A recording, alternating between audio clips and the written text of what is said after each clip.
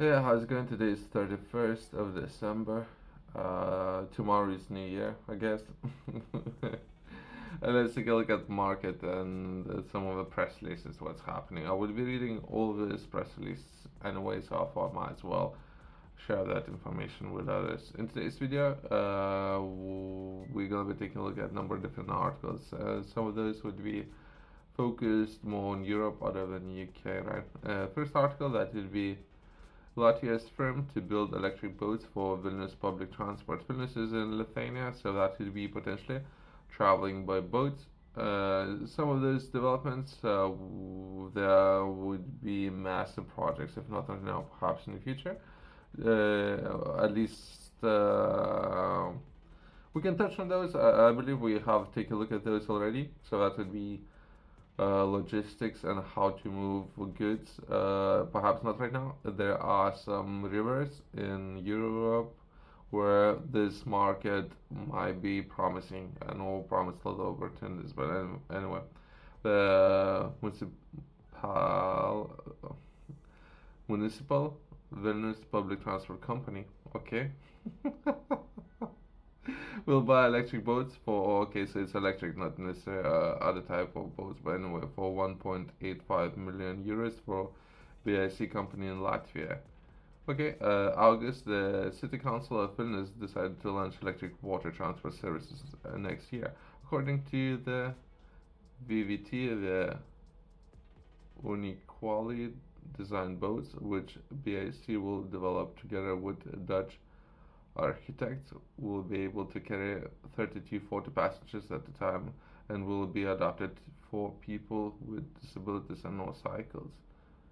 Okay, sure, that's great. I believe that they already had some opportunities, but perhaps not as big as 30 to 40, as well as there might be opportunities when it comes to cargo and shipments of cargo, perhaps from places from one part of even perhaps there's some rivers next to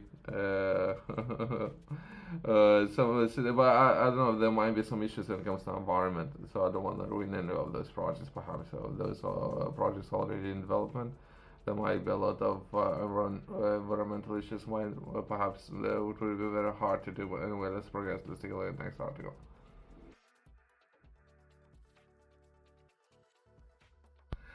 Let's take a look at next article. That will be finished against EU Mercosur trade deal, says minister. That Lithuania should not back the ratification of the free trade agreement between the European Union and the South American Mercosur bloc. Agriculture Minister, there's name, let's forget last names, has said. We will take a look at some of those developments that would be a lot of pushback, in particular coming from France. So perhaps in addition to France, there might be some pushback coming from other European countries, right? Same as Committee on Rural Affairs has adopted the decision, and all the ministry supports it, as well as the European Commission has promised a detailed explanation of the agreement, which we did like to wait for, but for now, this is our stance, right? So perhaps when it comes to agriculture products, would that be depending on the country, right? There might be a lot of poultry, perhaps.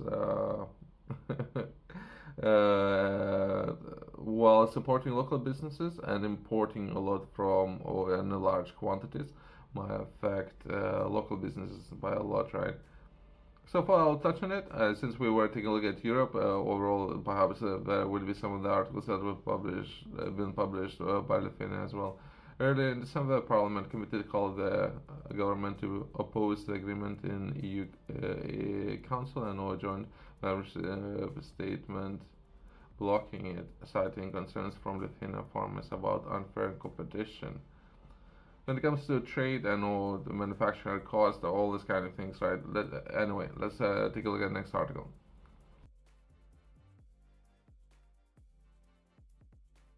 Let's take a look at the next article about the Baltic Nordic countries to step up ship monitoring in the Baltic Sea.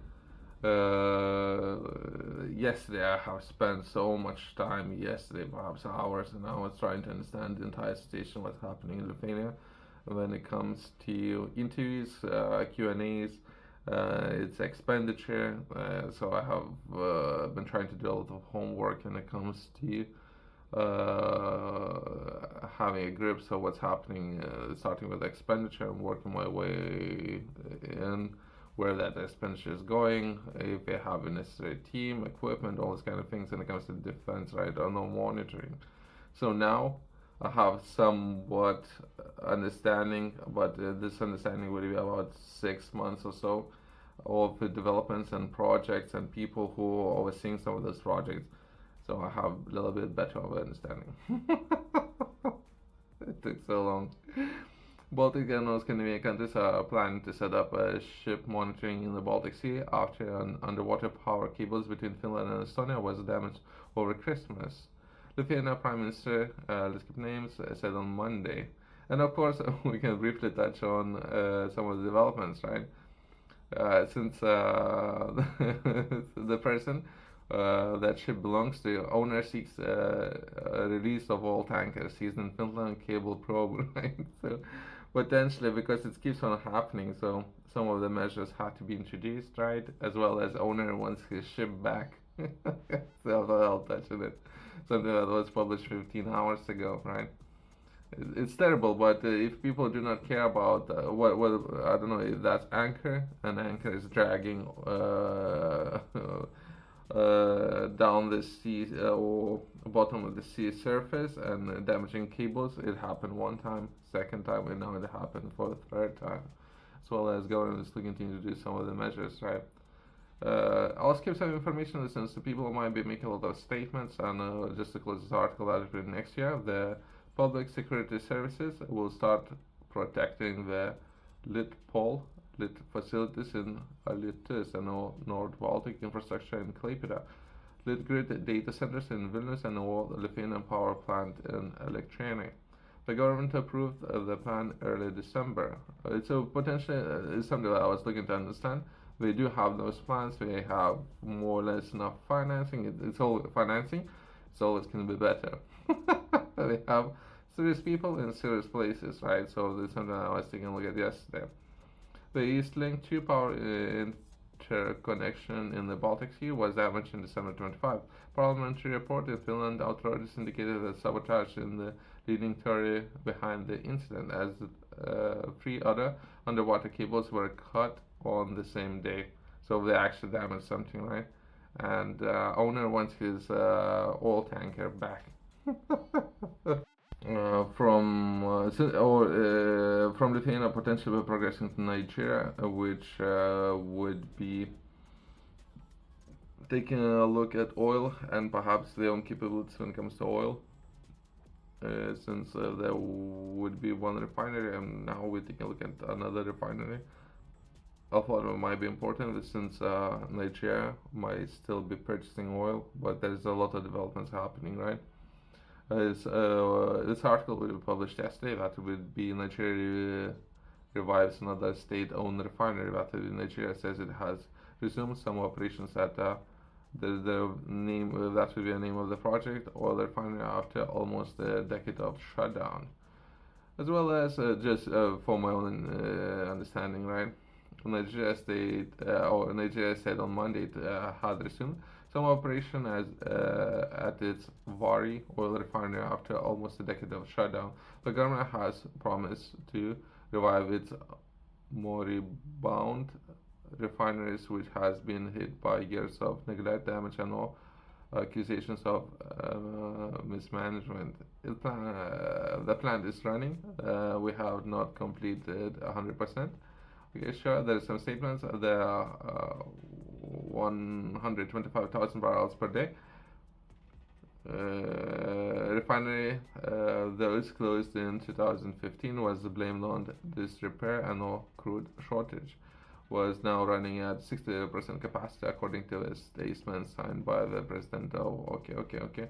So it's great. It's running. Perhaps we might be able to develop entire infrastructure, since there's a lot of issues, and let's follow some of the developments since the entire area would be critical. I would define it as critical as they might be able to develop entire infrastructure when it comes to oil to the point where they not necessarily would be at a later stage of purchasing oil. Perhaps is something that they're doing right now, right?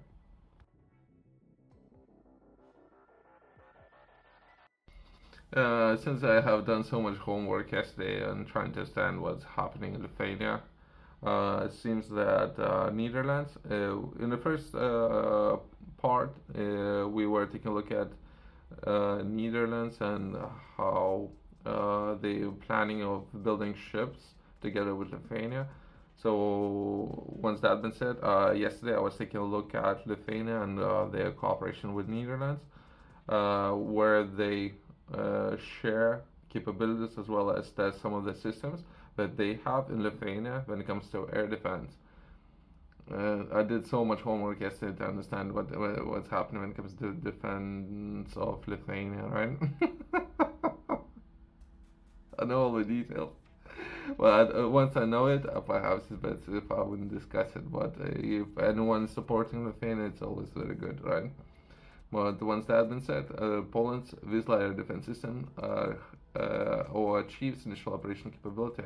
So potentially Poland is building their own systems, but I see some of the components already very complex to develop. So most likely, some of those components, one of the best radars available up there. I don't know if perhaps some of the components might need to be purchased, but anyway, Poland has taken a significant leap in bolstering its air defense capabilities with the Wisla air defense system, achieving initial operating capability (IOC). The milestone was accomplished by 37th Air Defense Missile Squadron, a unit of the 3rd Warsaw Air Defense Missile Brigade. A second battery of the Wisla system is expected to reach the same operational level of the end of this year, making a major milestone of Poland's efforts to enhance defense posture. Perhaps it's only thing what would be important. I don't know if it would break down in and will go more technical when it comes to some of the capabilities. But it's good that Poland is developing, perhaps with support of the partners, their own capabilities. Right? I already see some of the components. Been purchased from most likely other partners, right? Since it's very complex components. But anyway, once that been said, let's take a look at great. What they're doing is great. Let's take a look at the next article and last article. Let's take a look at the next article. It's something that we published 19 hours ago. That would be German's flying taxi startup uh, Volocopter filed for a bankrupt.